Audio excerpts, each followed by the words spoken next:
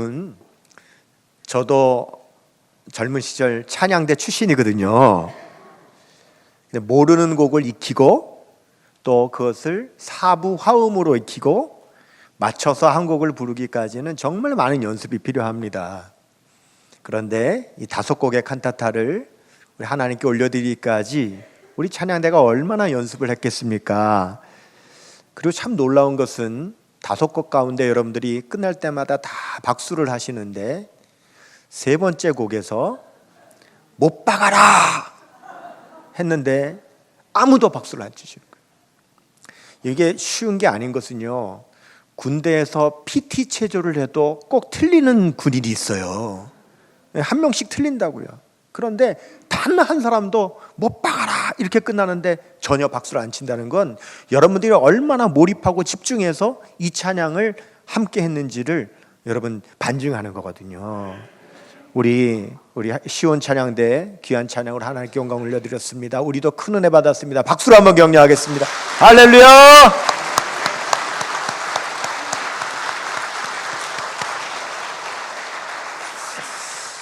할렐루야! 오늘 부활절 이 시간 살아계신 하나님의 말씀으로 은혜 받기를 사모합니다. 오늘 말씀의 제목을 따라하겠습니다. 부활의 위로. 시작. 부활의 위로. 저는 오늘 설교를 시작함에 있어서 저의 개인의 특별한 경험 한 가지를 여러분들에게 소개함으로 설교를 시작하려고 하는데요. 지금으로부터 딱 10년 전 2014년 10월 10일 제가 날짜도 기억합니다. 그날은 저희 아버지의 묘소가 그 지역이 신도시로 개발됨으로 인하여 어쩔 수 없이 강제로 이장을 해야만 하는 그런 날이었어요. 그날 아침 우리 모든 가족들은 다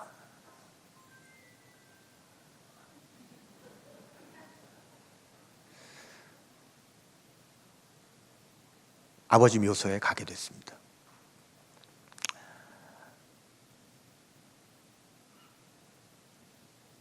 참 말로 설명할 수 없는 묘한 감정이 들었습니다. 34년 전 안장한 아버지의 유골을 34년 만에 유골로 만난다는 것이 참 뭐라고 말로 표현할 수 없는 그런 마음이 들더라고요. 개장을 하고 드디어 아버지의 유골이 드러났을 때, 아버지 유골이 처음으로 드러나는 순간 저의 시선은 가장 먼저 어머니에게 갔습니다. 34년 만에 남편을 유골로 만나는 아내의 심정이 어떨까 걱정이 되는 거예요. 제 아내와 저의 여동생이 양쪽에서 어머니를 꼭 끌어안고 있는 그 순간, 그 일을 하시는 분들이 갑자기 소리를 지르는데 자기들끼리 이렇게 말합니다. 와, 황골이다. 그래요. 그게 무슨 말이에요? 야, 34년이 지났는데도 이렇게 빛깔 좋은 황골로 계시다니, 야, 놀랍다. 자기들끼리 그런 말을 하고 나서 저희 어머니를 보고 그분들이, 어머니, 우리가 늘 이런 일을 하기 때문에 수많은 유골을 보는데 이렇게 빛깔 고운 황골로 계시는 것은 야, 보기 쉽지 않습니다. 유골을 베니까 자손들이 잘 컸겠는데요. 자손들이 잘 됐겠는데요. 그러자 저희 어머니 얼굴빛이 환해지면서 애들이 잘 커졌죠. 저희 어머님의 마음이 환해지시는 것을 보니까 우리 모든 자녀들도 그제서야 안돈이 다 되는 거예요. 저희 집안의 선산으로 아버지 이장을 마치고 돌아오는 내내 저는 그 일꾼들의 그 말이 귀에서 떠나질 않는 겁니다. 왜냐? 여러분, 분명히 그분들은 그 일에 이력이 난 분들이거든요. 알죠? 유가족들이 사랑하는 가족을 떠나보내고 오랜 세월 후에 유골로 다시 만날 때에 그 묘한 마음들을 그 일하는 분들이 왜 모르겠습니까? 그래서 그들은 그 유족의 마음을 달래주기 위해서 사실은 일부러 그렇게 말한 것이 분명할 겁니다. 늘 그런 일을 해왔기 때문에 일부러 그렇게 마음을 위로하려고 일부러 그렇게 말한 거죠.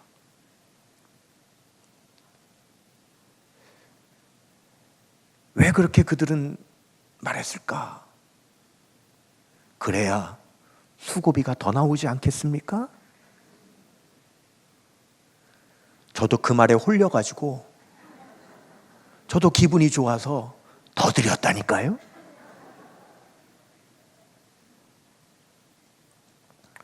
저는 그날 제 생에 놀라운 경험을 했는데, 사람이 말로 이런 위로도 받을 수 있구나. 참 놀라운 경험을 한 겁니다. 오늘 우리가 함께 읽은 본문은 이렇게 마치는데요. 데살로니가전서 4장 18절에 그러므로 이러한 말로 서로 위로하라 이렇게 말씀하세요. 말로 위로하라. 말이 뭐가 될 수 있다고요? 위로가 될 수 있다는 거예요. 여러분, 옆에 사람에게 이렇게 한번 말해 주실까요?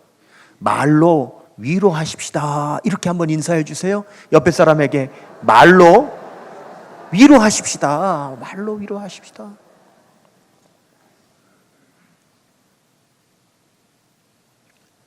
여러분, 오늘 본문은 부활의 메시지입니다. 한번 따라할까요? 부활의 메시지. 그런데 부활의 메시지 가운데서도 오늘 본문이 놀라운 것은 뭐냐면, 특이한 것은 뭐냐면 예수님의 부활을 전하는 메시지가 아니라 성도의 부활을 전하는 메시지라는 거예요. 데살로니가전서 오늘 본문 4장 14절 보시면 우리가 예수께서 죽으셨다가 다시 살아나심을 믿을진대 이와 같이 예수 안에서 자는 자들도 하나님이 그와 함께 데리고 오시리라 이렇게 말씀하십니다. 무슨 말이냐?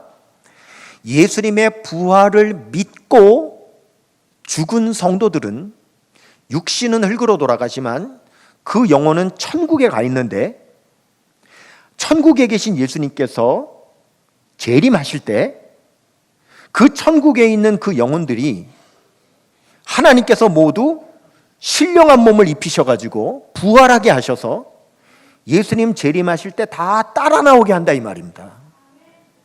이것을 좀 더 구체적으로 오늘 16절과 17절에 다시 말씀을 하시는데, 주께서 호령과 천사장의 소리와 하나님의 나팔 소리로 친히 하늘로부터 천국으로부터 강림하시리니 재림하시리니 그리스도 안에서 죽은 자들이 먼저 일어나고 그 후에 우리 살아남은 자들도 그들과 함께 구름 속으로 끌어올려 공중에서 주를 영접하게 하시리니 그리하여 우리가 항상 주와 함께 있으리라 이렇게 말씀하십니다. 자, 오늘 말씀에는 두 종류의 성도가 나옵니다. 성도는 두 종류의 성도예요. 첫째는 이미 죽은 성도, 두 번째는 살아있는 성도. 성도는 둘로 나눠집니다. 이미 죽은 성도와 살아있는 성도로 나눠지는데, 그런데 우리 예수님 재림하실 때는 어느 쪽에 있어도 상관이 없습니다. 왜냐? 예수님께서 재림하실 때는 1차적으로 먼저 공중에 재림하시는데, 예수님께서 공중 재림을 하실 때 천국에 있던 죽은 성도들은 그 영혼이 거룩한 신령한 몸을 입고 부활해서 그 공중에 예수님을 따라 나옵니다. 다. 그때 이 땅에 살아있는 성도들은 모두 휴거돼서 신령한 몸으로 휴거돼서 공중에서 예수님과 부활한 성도들을 다 만나서 같이 있게 되는 겁니다. 이것이 예수님 재림하실 때 일어나는 첫 번째 역사입니다. 그러면 오늘 본문은 왜 이 말씀을 하시는가라고 하는 거예요. 왜 예수님의 재림과 재림 때에 죽은 성도들이 신령한 몸으로 부활하는 것, 그리고 살아있는 성도들이 신령한 몸을 입고 휴거돼서 공중에서 다 만나게 되는 말씀을 왜 하시느냐? 오늘 데살로니가전서 4장 13절 보시면, 형제들아 자는 자들에 관하여는 너희가 알지 못함을 우리가 원하지 아니하노니, 이것은 죽은 성도들에 관하여 너희가 꼭 알았으면 좋겠는데 이는 소망 없는 다른이와 같이 슬퍼하지 않게 하려 함이라. 오늘 우리에게 성도의 부활의 메시지를 주시는 이유는, 성도의 부활의 이 메시지를 아는 사람은 죽은 성도들 때문에 슬퍼하거나 절망하지 않는다는 거예요. 부활의 메시지를 믿고 아는 성도들은 희망을 가지고 소망을 가지고 슬퍼만 하면서 살지 않는다라고 말씀하시는 겁니다.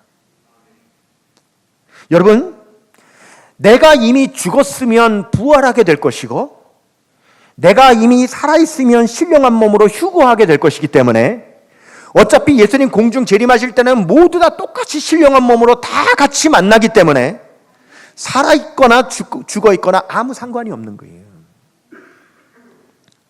그러니까 우리는 소망을 갖고 슬퍼만 하고 있지 말라는 겁니다.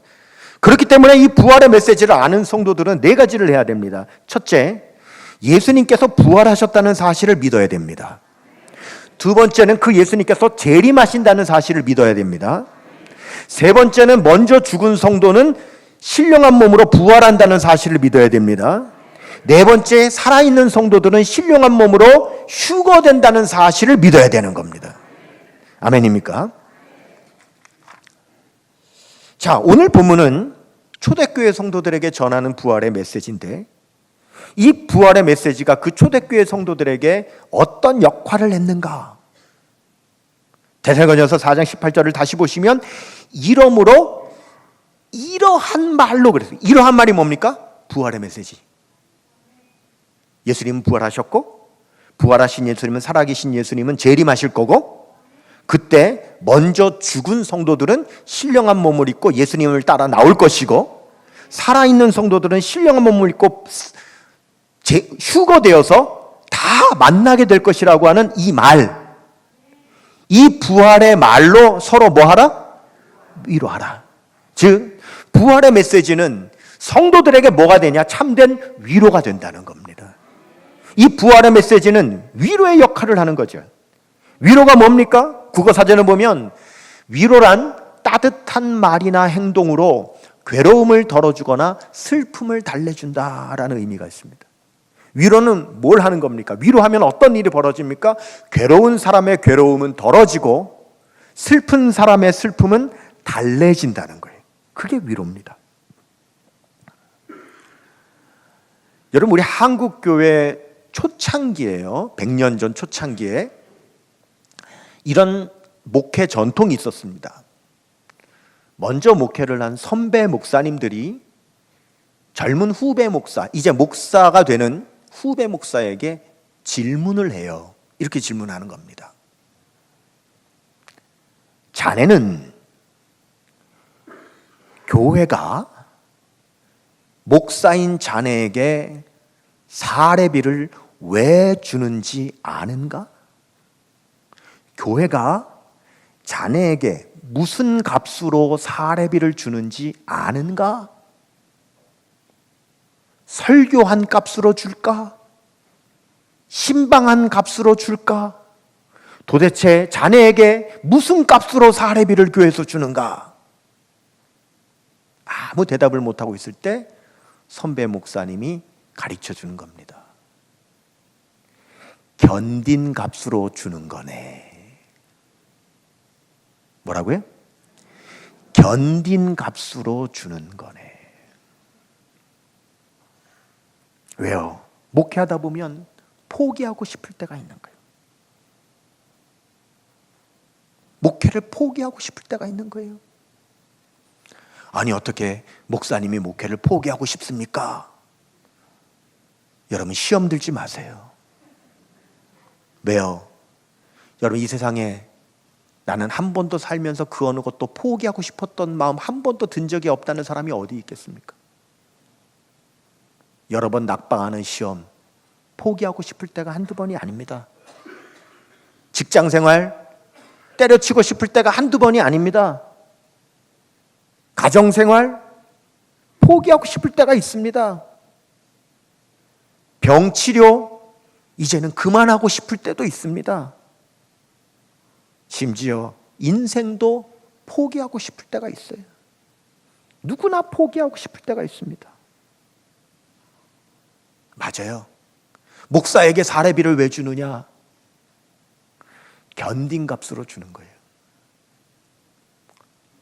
제가 지난달에 목회 포기 안 했더니 이번 달에 사례비를 주더라고요. 맞잖아요. 여러분, 제가 지난달에 포기를 했는데 이달에 사례비를 주겠어요? 에? 지난달에 포기했으면 이달에 사례비 안 줘요. 여러분, 직장에서 받는 월급이 잘해서 받는 게 아닙니다. 지난달에 사표를 안 쓰고 견뎌서 이번 달에 월급이 나온 거예요. 견딘 값이에요. 견딘 값이에요.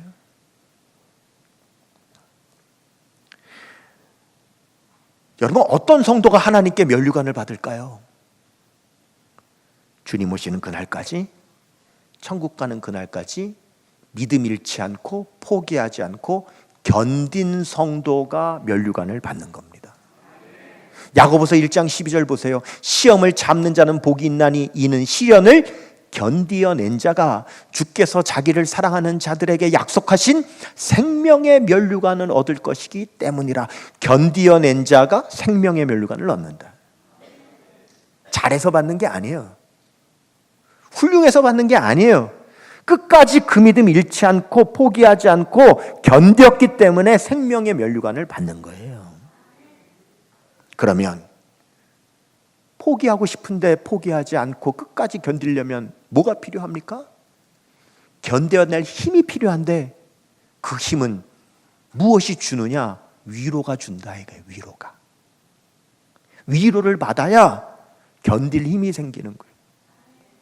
여러분, 우리 교회 성도님들 제가 신방하고 상담해 보면은요, 병든 시어머니를요, 노모를 30년 넘게 모시다가 천국 보내드린 그런 며느리들도 계시더라고요. 30년 넘게 시어머니를 모신 거예요. 여러분, 그분이요, 늘 기쁘고 즐겁게만 모셨겠습니까? 그 병든 시어머니를 30년 넘게 모시다 보면 때로는 포기하고 싶을 때가 없었겠습니까? 있었겠죠. 그럴 때 그걸 견뎌낼 수 있게 하는 힘이 뭡니까? 위로라. 이게 위로해주면 견디는 거예요. 누가 위로해야 돼요? 병든 시어머니를 모시는데 누가 위로해주면 견딜 힘이 생길까요? 남편이죠. 시누이 올케죠. 남편이 시누이 올케가 말 한마디 해주면 되는 거 아닙니까? 애쓴다고, 고맙다고, 잘하고 있다고, 미안하다고 그 말 한마디 해주면 그거 견뎌내는 거 아닙니까?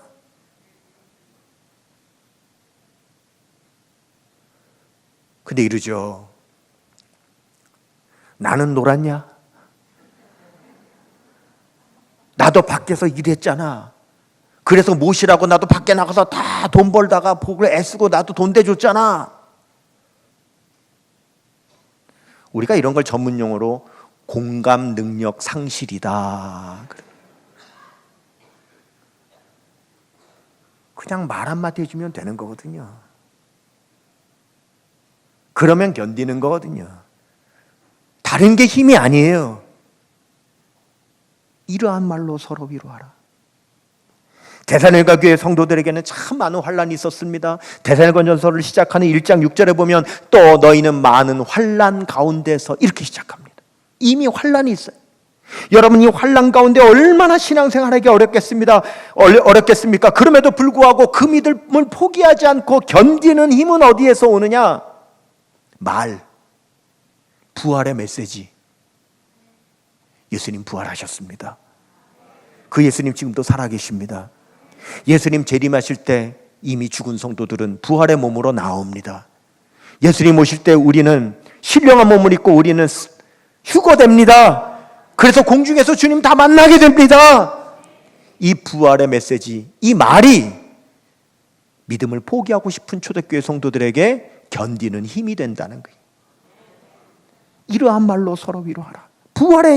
부활의 이 신앙이 견디는 힘이 되는 겁니다. 히브리서 11장 35절 보시면 여자들은 자기의 죽은 자들을 부활로 받아들이기도 하며 또 어떤 이들은 더 좋은 부활을 얻고자 하여 심한 고문을 받되 구차히 풀려나기를 원하지 아니하였으며. 여러분, 부활의 신앙이 우리의 이 믿음을 견디게 한다는 거예요. 환란을 견디게 한다는 거예요. 여기 계신 분 중에 아직 예수님의 재림, 성도의 부활, 이런 교리를 어려워하시는 분들이 있을 겁니다. 무슨 말인지 모르겠다, 믿어지지도 않는다, 그런 분들이 있을 겁니다. 그런데 여러분, 아직은 모르셔도 만일 여러분들이 이 교리를, 이 진리를 제대로 아시면 이보다 은혜되는 말씀이 없어요. 이보다 힘이 되는 말씀이 없어요. 왜요?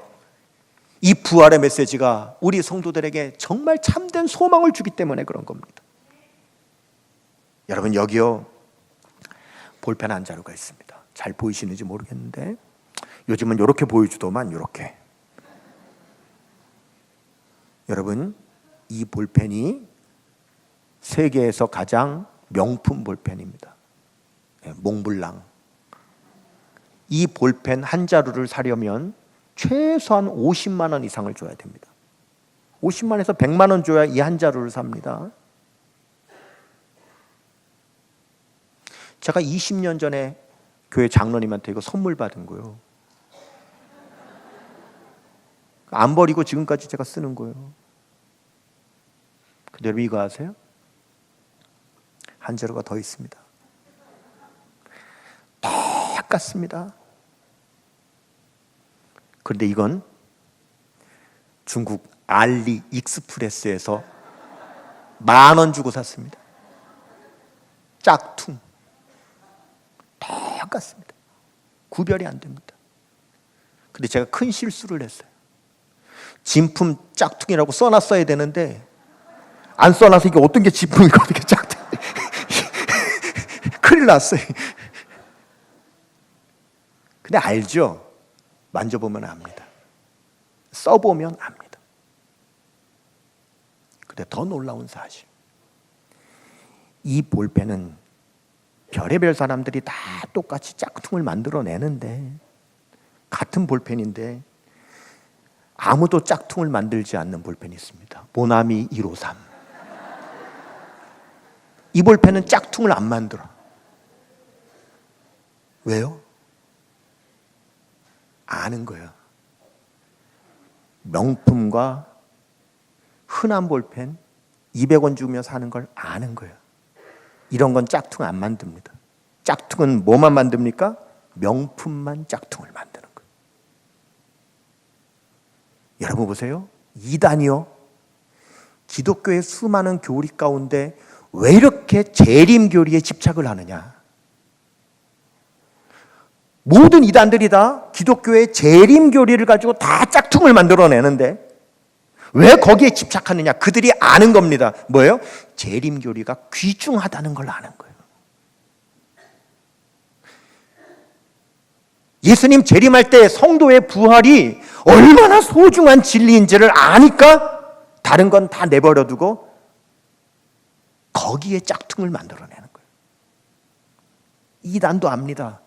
재림이 얼마나 소중한지, 성도의 부활이 얼마나 소중한지, 그 진리가 우리에게 얼마나 큰 소망을 주는지 이단도 아는데 우리가 모르면 되겠습니까?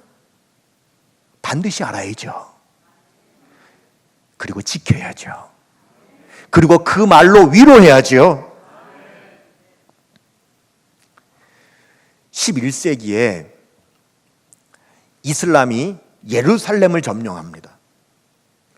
그 사실을 한 유럽의 기독교인들이 그 이슬람으로부터 예루살렘을 다시 찾아야 되겠다고 십자군 운동을 일으킵니다. 그때 유럽의 많은 젊은이들이 십자군으로 원정을 가는 거죠. 그때 한 가정의 젊은 남편도 십자군에 참여해서 원정을 떠났습니다. 잘 사는 집이었는데 그 남편이 떠나가자 부인이 있으니까 그 집 하인이 나쁜 마음을 품고 그 집 재산을 다 가로채고 마을에 이상한 소문을 퍼뜨려서 그 마을에 살지 못하도록 쫓아내버렸습니다. 그래서 이 여인이 이 마을 저 마을로 떠돌아다니다가 한 작은 마을에서 그 여인을 품어줬습니다. 그래서 그 마을에 정착하여서 생명을 건지고 살게 됐는데 그해 부활절이 온 거예요. 그 마을 주민들이 너무 고마워서 뭔가 선물을 하고 싶은데 가진 게 없으니까 자기가 키우는 닭이 낳은 그 계란에다가 예쁘게 그림을 그리고 거기에 자기 집안의 가훈인 내 이웃을 내 몸같이 사랑하라 라고 하는 글을 적어서 마을 아이들한테 부활절날 선물을 준 거예요. 한 아이가 그 계란을 받고 숲속을 걸어가다가 지쳐서 앉아있는 한 십자군 군인을 만나게 된 겁니다. 그가 배고파하자 그에게 자기가 받은 그 계란을 먹으라고 그에게 건네줬는데 그 군인이 그 계란을 보는데 자기 집 가훈이 적혀 있는 거예요. 이 계란 누구에게 받았니? 나를 그에게 좀 인도해달라고 가서 자기 아내를 찾게 된 겁니다. 그 여인의 이름이 로자린느라고 하죠. 이것이 부활절 달걀을 나누는 기원이 된 것입니다. 부활절 달걀에 대한 전설도 많습니다. 예수님이 십자가에 못 박히실 때 그 십자가를 대신 지고 간 사람, 구레네 사람 시몬, 그 사람이 원래는 달걀 장수야랍니다. 그 전설, 성경에 없고 전설. 근데 이 구레네 시몬이 십자가 지고 난 다음에 자기 집으로 돌아가 봤더니 자기 집에 있는 계란이 다 오색 찬란한 빛으로 다 변해 있더라는 거예요. 그래서 그 계란에다가 예쁘게 색을 칠하는 것이 관습이 되었다라고 하는 전설입니다. 여러분, 전설이 무엇이든 우리가 부활절 계란을 사용하게 된 이유는 이 계란의 단단한 껍질이 예수님께서 장사되신 그 무덤을 상징하고 이 안에서 이 껍질을 깨고 나오는 병아리는 무덤을 깨트리시고 나오시는 우리 예수님을 상징해서 부활절 계란을 우리가 나누는 거죠. 여러분, 이 작은 계란 하나를 통해서 우리가 예수님의 부활을 기억하게 되고 예수님의 부활을 전하게 되고 예수님의 부활을 기뻐하게 될 수 있다면 이 작은 계란의 역할은 충분한 거죠. 보십시다. 작은 계란도 우리에게 부활의 위로를 준다면 우리가 그 부활의 위로를 나누는 사람이 되어야 되지 않겠습니까? 중요한 것은 지난 2000년 동안 기독교는 매년 부활절을 지키며 이 예수님의 부활을 성도들에게 전했다는 겁니다. 왜요?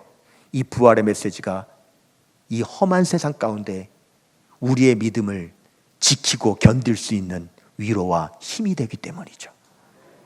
우리 역천성결교회는 위로하는 교회가 되기를 원합니다. 역천성결교회 나왔더니 믿음을 견디게 되더라. 역전성결께 나왔더니 성도들이 말로 서로 위로하더라. 교회 나와서 말 듣고 교회를 떠나는 게 아니라, 교회 나와서 말 듣고 시험 드는 게 아니라, 교회 나와서 말 듣고 위로받게 되고 험한 세상 가운데 믿음으로 견디게 되는 이러한 말로 서로 위로하라. 이 부활의 메시지가 살아있는 저와 여러분 되시기를 주님의 이름으로 축원합니다.